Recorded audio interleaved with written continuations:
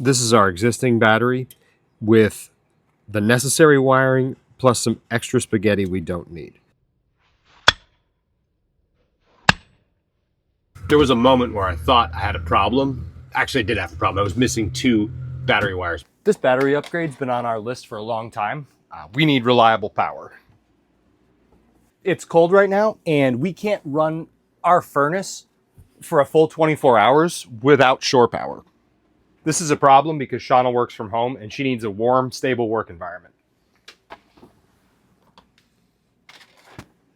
900 amp hours may be overkill for our needs right now, but ultimately we want a robust boondocking system eventually. We bought budget batteries and we want to match them now rather than introduce new batteries later on into the system that may cause us problems. What is it that you're doing exactly? I'm arranging them in number order because I know how much you appreciate that. I actually really do appreciate that. But what is it that we're doing? I am laying out... Put those in the middle of the house. Right. But I'm laying out here all the parts from the Wheeler Reserve so we can kind of rough out how we're going to do this installation. Oh. Okay. Yeah. Let's dig into your little hidey holes. Yeah. Yes. Yes. Yes. We've got a lot of spare parts left over from other builds. The 2006 and most famously Dreamboat. That engine's not running. But we're going to try to use up some of that stuff. That wiring looks really heavy. Oh, this is the good stuff. Check it out. We've just been rolling around with all that weight. Yeah, check out the size of that. That's 2 watt. That's the heavy duty battery cable. Is it real copper? Oh, it's real copper. That's money. Yikes. Yes. Wow, you really pack stuff in. We've got a lot of stuff and we got to put it somewhere. I mean, ultimately we have a light duty truck and we've got to downsize the amount of spares we have before we start rolling around again. Yeah, we've accumulated some serious bloat. Definitely. I have some downsizing I have to do as well. I think that a lot of the stuff you're carrying is by far more useful than some of the stuff that I'm carrying. No, I know about the button project for the desk. Let's just say not everything's useful. Well, I've got some organization to do here, but I'm not going to make you sit through it. I'll see you in 3, 2, 1. Well, that's better. Let me show you what we have. You guys, this is only a small fraction of Andrew's hidey hole of like equipment and wiring. Oh gosh. All right, let's get into it. Here we have our 900 amp hours of lithium. With screw terminal connectors, and we've got the hardware for that. And they came with those screw terminal connectors. We have low voltage project wire here. We have an Orion DC to DC charger that's left over from other projects. I don't think we're going to install that in this time, so we should delete that. We've got our 2 watt welding wire, various bus bars. Over here, our switch, battery shunt, fuse, the heat gun, lots of heat shrink, and our terminal connections. Some other gauges of wire if needed, and that about does it. Hey, you skipped this. That's 3M carpeting to line the cabinet. It's not really carpet, it's like a felt. Fair enough. It's going to look good when we're done. We'll need to install this in the front compartment because it's the only compartment we have. And while it's not, strictly speaking, heated, it is under the bed and inside the trailer, should be above freezing most of the time. You might be thinking with a light duty truck, this is going to add to our tongue weight. I honestly think these may be lighter than all the stuff I'm keeping in there already. I'm going to have to severely limit what we store up front. But that's a problem for another day. Today, we're going to deal with the batteries. These are your positive and negative bus bars. What they allow you to do is bring the battery power in and send it out to a load. So this needs to be done through fuses, and it results in a lot of connection points. What we're going to do instead is use a Lynx distributor. This is a Victron Lynx Distributor, and essentially what it is a set of fused bus bars in a tidy package. And there's an efficiency with this that allows you to do, depending on your build, around 60% less connections, and connections are potential failure points. This doesn't actually come with the mega fuses. I just put them on here so you can see where they go. I'll have to get them for the correct amperage. Now, you might possibly be able to buy these components from Amazon and be able to get all of it for less than this Lynx distributor costs. But if you want to go with high quality parts like Blue Sea, it might even cost you more than the Lynx distributor, and you still have more connection points. And again, they could fail. This is my Blue Sea main battery disconnect switch, and I've got a Victron SmartShunt that monitors current. That's from Dreamboat. This is from Dreamboat. Yes, it is.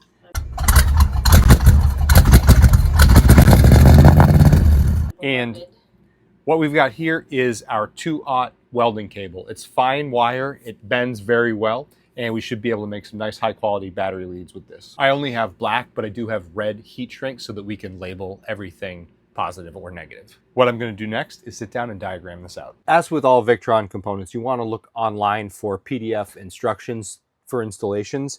They do have an installation guide in the box, and it's for putting a sticker on here in case you install it upside down. For as dangerous as this is, if you mess it up and install it wrong, they don't trust me to install a sticker correctly. To install these new batteries, we have decided to put them here in the front compartment. I say front compartment, it's the only compartment with this particular layout. So we're gonna put the batteries in here. That means I've gotta put the stuff somewhere else. And I've opted to put it in the back of the Tundra just to store it for now. So mostly that's some totes. I'm gonna move them and get to work with the batteries.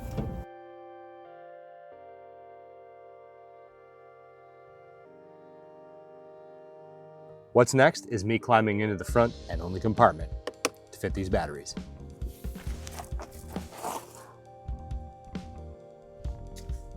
This is gonna be tight, but it's gonna work.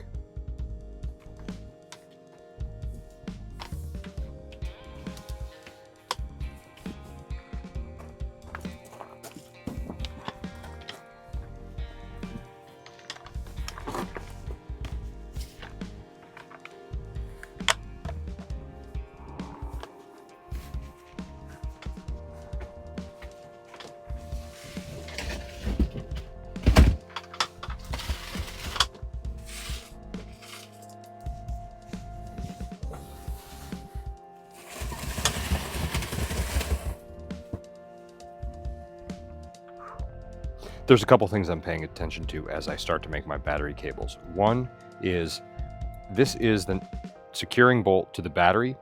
I'm gonna use a 2/0, which is the wire size, by 5/16 hole, appropriate for this. This one is too big. Something important to pay attention to when you're ordering up your material. Perhaps the best tool to put these lugs onto the wire is a hydraulic press. I'm going to use this hammer-driven press. With this hammer press, I'm going to be extremely careful to make sure my wire is fully into the lug, that I have properly crimped it, and that it's secure afterwards by tugging and working with the copper just to make sure it stays in that lug. You can see that I'll need to strip this more than it is now to get it fully into the lug. I think this is the right amount to strip the casing off the wire because it goes into the lug and I have to push it just a little bit to close the gap and make it snug. Once crimped, I'll put a piece of heat shrink on and shrink it over the barrel. Couple points on quality here. I've tried to get the best recommended materials in terms of copper lugs. That's pretty important, and there's some counterfeit stuff out there. If you're not careful, you can wind up with aluminum wire. This is definitely copper wire here. Aluminum wire, when you run a lot of current through it, a lot of amperage, it's prone to heating up. At least that's my understanding. Not an expert on this. I'm showing you what I'm doing today, and I think I'm doing everything to the best of my ability, but it is what it is. So, without further ado, I'm going to put my first lug on here, and I've opted to make one of the shortest lengths that I know I need to make to connect the batteries. If I do it wrong, I've only wasted a short bit of copper wire. Here we go.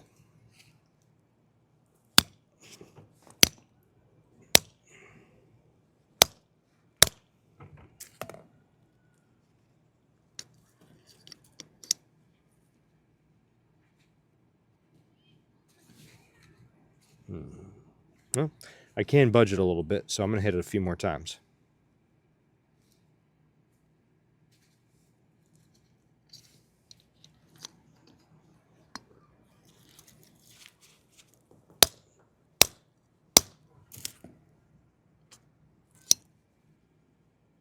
Let me think for a minute.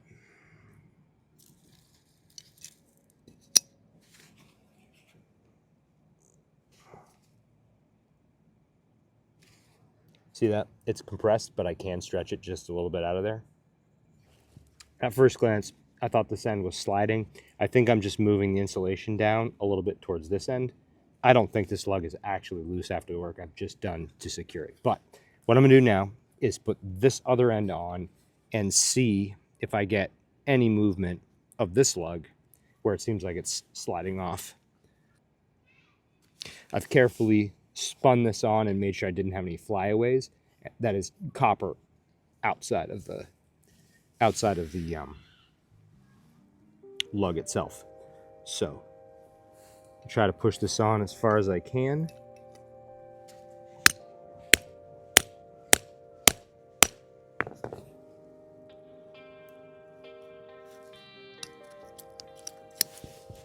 So after a couple good hits,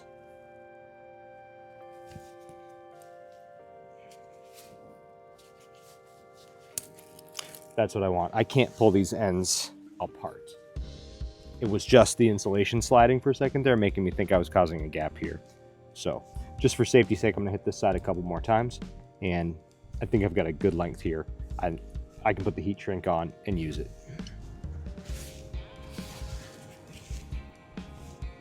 Yep, I think we're good.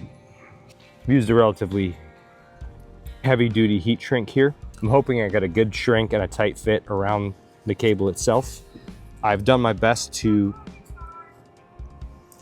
make sure these are made so that they're level, and I'm going with the bend of the wire I already have versus fighting it.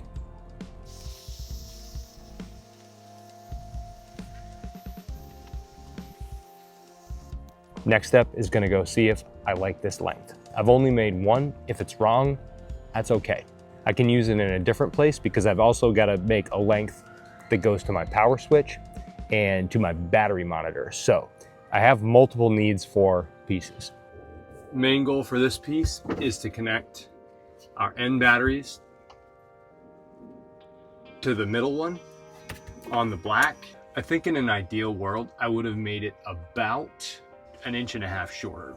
If this goes from black to black like this, there's quite a lot of curve. And what that means is, if I were to bring it around to this side, essentially the black goes on one side and the red will go on the other. So what that has this doing is sticking out quite a lot. And if I made it 1.5 inches shorter, it'll come in like that. It'll be a nice smile shape without being an excessive kind of U shape. Quick side by side here. The first one was a little too long, ballpark it at 1.5 inches. The next one, I've opted to use 8 inches exactly of copper. I'm gonna strip that back and put some ends on it. Now, what I'm trying to do here is make a nice smile shape, or a frown shape, depending if you're a pessimist. And what that'll give me is a nice loop going battery to battery without any excess that sticks out past the battery edges. And I'm gonna make an 8-inch one, see how we do now.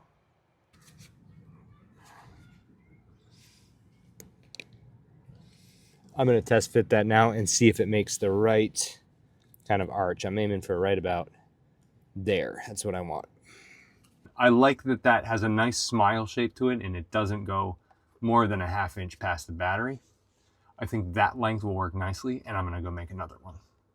Okay, for this second one, I'm gonna shrink it red, and we'll see if the red shrinks well. If it doesn't, it's gonna ruin my plans. I like how it's coming out.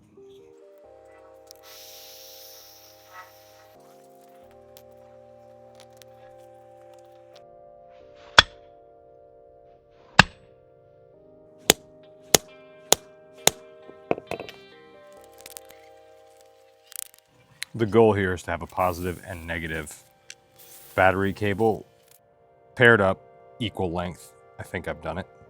But here's a mistake I made yesterday. I was filming in here without actually turning my lights on. It's better now. I'm happy about it. As it got dark last night, oh, I should say it's a new day, and I also sound like I'm sick or what have you. It's Texas. They call it the Cedars. Please send help. Hello. Hi, how are you doing? Hello. What are we gonna do with all the stuff that we took out of this space? We definitely have limited storage compartment in this trailer, so I'm trying to keep this as neat as possible. My goal is to get the Lynx distributor right here on the wall, just below the top of it. Okay. We'll have a power switch in line, then we'll have a fuse holder here, and then of course the batteries are just out of sight below. And so we need to secure those batteries down, but that still doesn't answer my question. But I've got to get the base laid out so I don't damage it kind of before I got something figured right, if that makes sense. Yep, totally. All right. Wow. I don't know where we're going to put that stuff. I have concerns. It's okay. It'll be okay. Bye. Shanna out. I have to go make food for the week and do laundry and stuff. Okay. All right. I'll be here in the compartment. Your favorite. She just closed the compartment door, and all I've done is flip the camera the other way, so you can see how close I am to kind of the edge of the compartment where there's not a lot of space here. Yesterday, as it got dark, I finished making my connections here to go from the Lynx distributor to the switch, to the fuse, and to bring the negative side to the battery monitor. I'm going to try to keep working and fight my way through the allergies. This is roughly how it's going to go. I'd like to put this together outside so that I can then put it on the wall and make sure the spacing is right. From this end, we've got the battery positive connection is where this goes, and then the battery negative is where this goes. There's a little plastic door here I can remove. The main switch cover has knockouts. What I'm going to do is run the wire straight through. So I'm just going to knock out the second one on this side. Straightforward enough.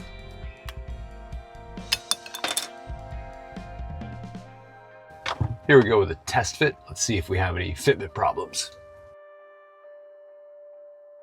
I think I can train everything to be where I want it to be. I do need to figure out where I like the left to right slide. One of the things I don't want to do is risk tightening this connection on the battery and hitting the, so that's the positive, and then hitting the negative while I'm tightening it. So that's a small thing, but just something I'm paying attention to as I do this right now. Now the batteries are actually going to wind up being a little bit this way because I'm going to put a bracket on the floor to strap them to. So all told, the batteries actually will be slightly back, and I'll have a little bit of wire run room behind the batteries to keep things organized.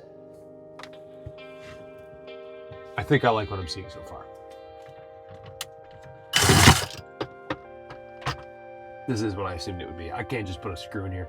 I'm gonna have to mark it, drill a little hole, and then do it that way.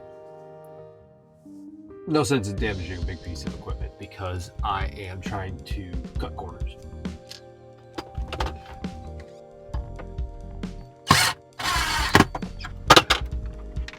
Oh, well, got one in there. I'd like to thank everybody for watching me struggle.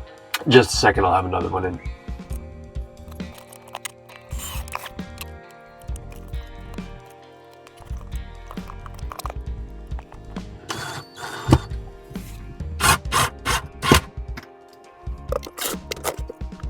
I'm gonna see what the cover looks like on there.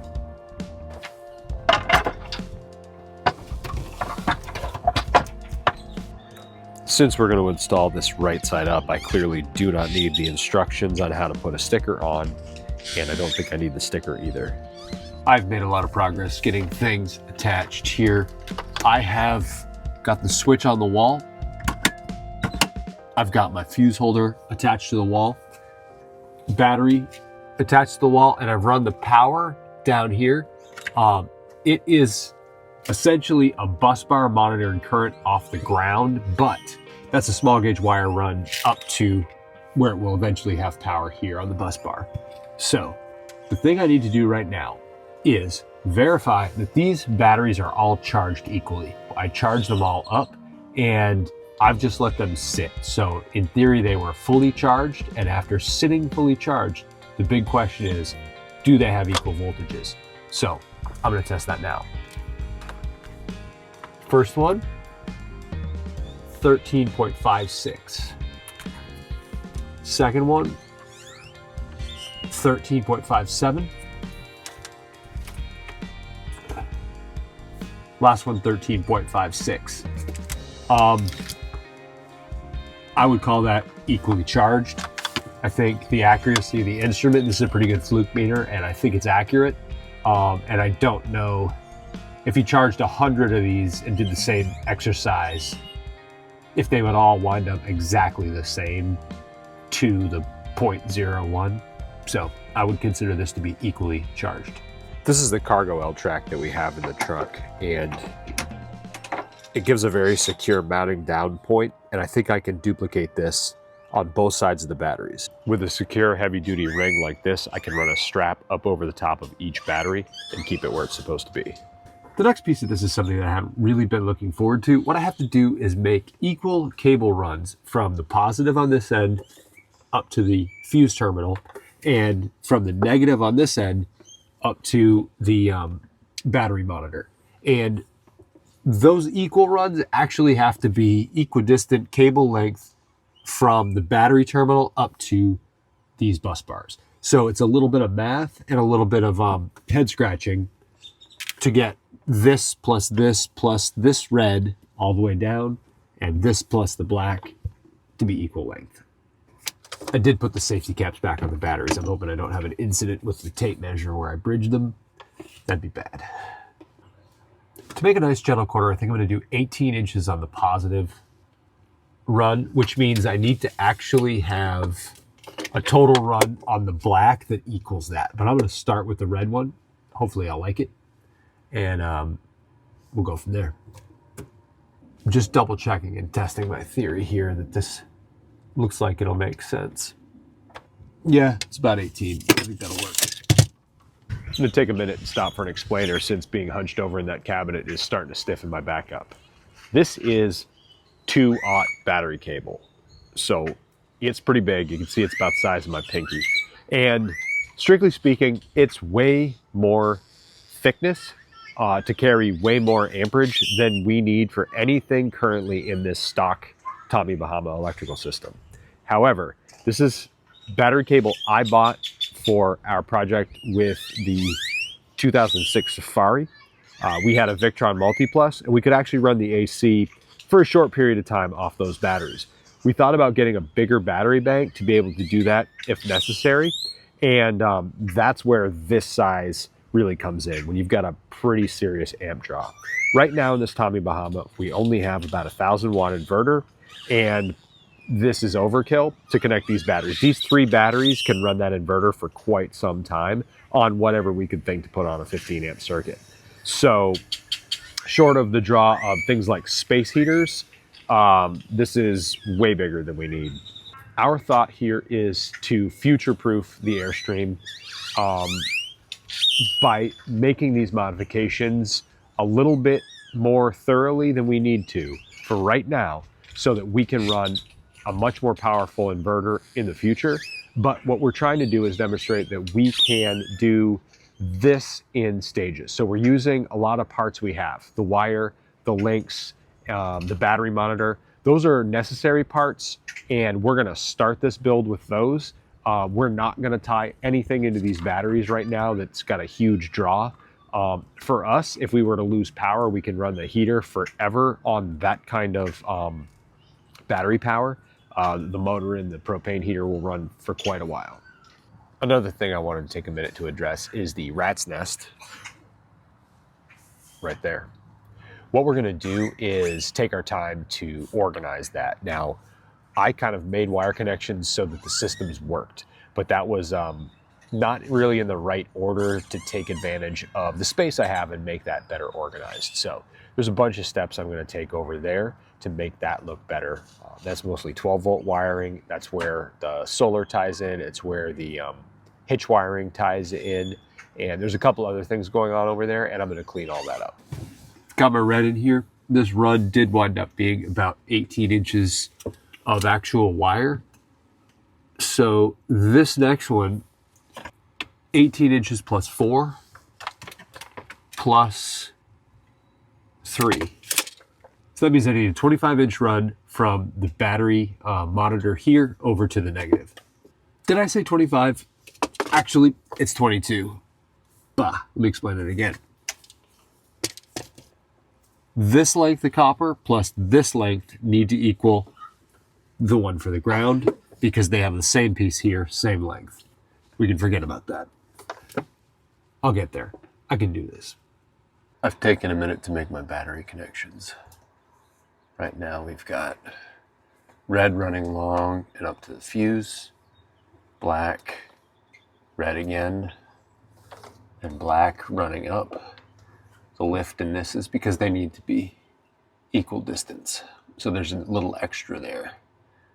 I haven't switched it on yet. I'm gonna grab the meter and see what my voltages are. From the bus bar to this side of the fuse, 1355. I'm gonna go to the other side of the switch, 0. Perfect. So if I spot check around, I should see 1355, 1356, 1356. So far, I like what I'm seeing. I come down to a battery, 1357 from battery to battery. Nothing crazy about that. The longer the run of the wire, the more loss you'll have. Cross the fuse doesn't change, that's good. All right, I'm happy with what I'm seeing for right now. I think I'm ready to flip the switch and see what happens. Here we go. Got 13.55 over here on the Lynx Distributor. This should give me power to my battery monitor. I'm gonna see if that's showing up on Bluetooth now. I was hoping to see the battery monitor show up on the local Victron device list, but I don't see it. And I don't know if that's because it's looking for the 2006 devices that are obviously not here anymore, or if it doesn't see this battery monitor. I do have power. Should be going back to the battery monitor. Maybe I'll check the fuse. Possible I stole the fuse out of that since it's been sitting around a little while. Let me check. Does look like we've got a good fuse here. Doesn't seem like the light is on for the Bluetooth function. That's odd. I'm gonna keep working on it. I'll let you know. I was just not filming, removing this to slide this battery out to look at the bottom here to make sure I've got good power. And I did one of the things I swore I wouldn't do, which is this blue plastic is mimicking a wrench right now. I arced the wrench from this battery terminal up to here. Not sure if you can see it, but there is a mark on this from it. Yikes. The tip of that wrench is where I arc the battery. Current situation, I don't think I've got power to the battery monitor. So I've gone and got 2 more of these so I can test and see if I've got an issue with the little inline fuse holder. That's the only reason I can think why I don't have power going through. So I'm gonna mess with it now and maybe swap it out for one of these. I believe I just had a little bit of a dead inline fuse going to power the shunt so that it can broadcast Bluetooth. So right now I'm going into the Victron app to see if I've got that there. Yep, I do.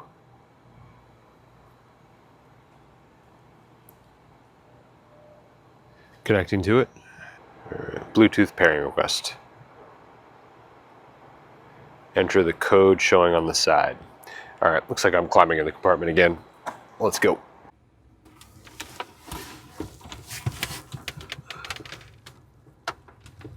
Off the end of the shunt, I can see some numbers real tiny, and they're upside down just to make it easier to read. So I've got to put those in. The app was working, but now it seems to be grumpy and wants an update. So I've called tech support in to work out the updates for the Victron app. How about those allergies? I have a cold. Yeah, that too. We're all doing great. We are doing great. All right, well, keep working on that. Keep me posted. I'm going to get into the battery. I want to open this, but you have Well, I had to get in the battery box. banished me. It says get as close as possible. Well, This is not as close as I should be. 1 second. I've got paired to it, but it's not showing me any data yet. It's insisting on a software update, so no problem there. I just got to let the little guy get through a software update. Looks like we're 38% now. Should just take a minute. I now have the battery monitor showing us voltage. I've got everything pretty much wired from the batteries forward to the Lynx distribution. Now I need to send all the power I have here somewhere and get these batteries connected back to the charger. So we're essentially done for the power going in. Now we need to solve the power going out. So that's next. This is our existing battery with the necessary wiring plus some extra spaghetti we don't need. This right here is just a charge lead to make it easier to charge these batteries rather than use alligator clips if I need to charge the battery. So I'm going to take this away and simplify that. Right now the hitch gets its power from here on this wire, and we'll solve that in a little bit because we're going to have to run a longer wire. Basically what we're going to do is take these leads back and bring them inside the trailer to the new battery bank.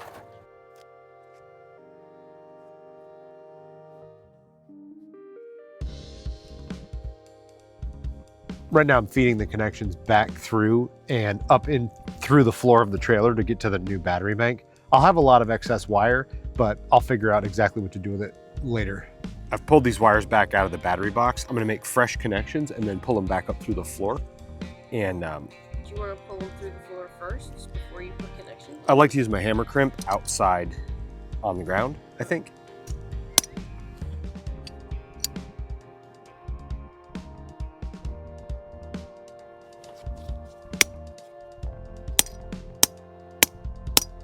Pulling on it to see if it's good. All right, I'm gonna heat shrink those. From what I can see here, the original ends are put on hammer crimp style, just like I'm doing.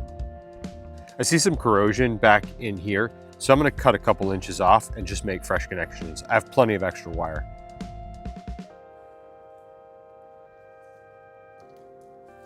These are the lines that came from the battery directly. They're now gonna go to what amounts to a distribution panel, that is the Lynx Distributor, where they'll connect and be fused versus come straight off the battery. And I've actually re-terminated, I could have used these connections, but I've re-terminated them because I didn't like the looks of the corrosion here. Don't mind my hands, this old black electrical tape is getting sticky goo on everything.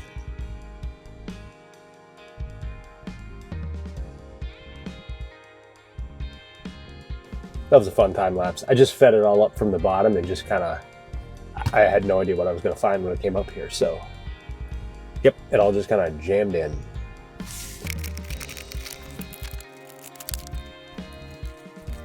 Right now, we have no battery connected in the system, but you see these lights on? These are running off 12 volt LED. I'm pretty sure we've got just enough solar coming in to run these and the thermostat, and I'm interested to see if the fridge is running.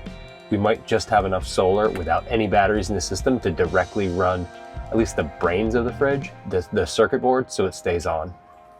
It's definitely enough for these LED lights. That surprises me.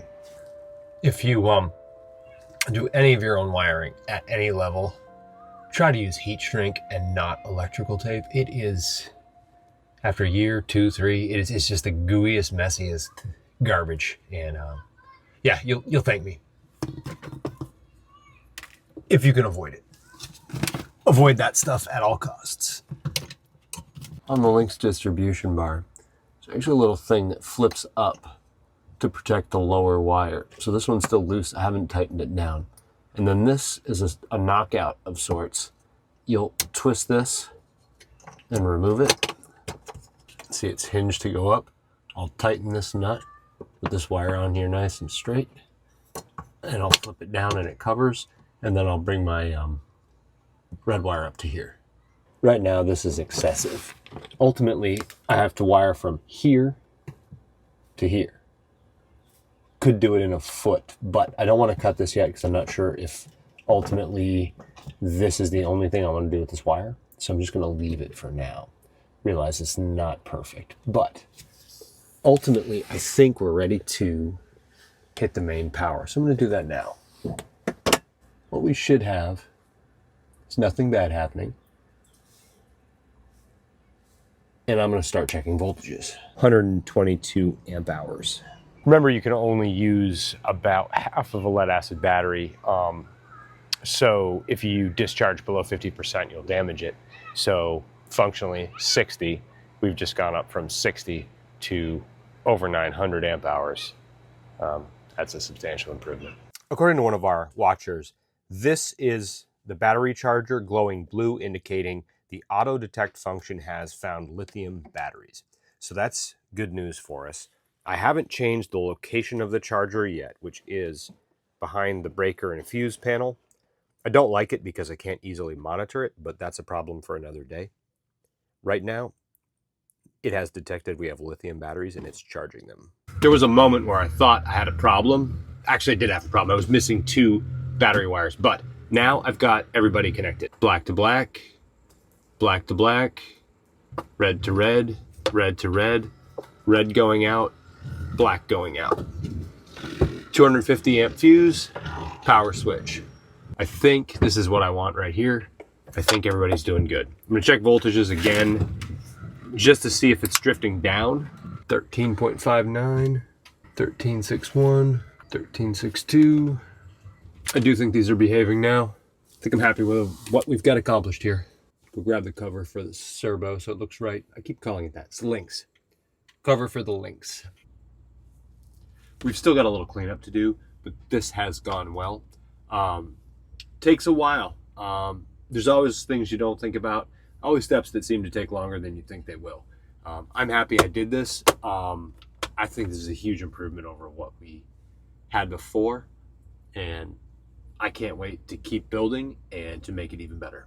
Well, guys, that's it for this week. I think we've made a substantial accomplishment here in increasing our battery bank to about 15 times the size of the one that was in the hitch originally.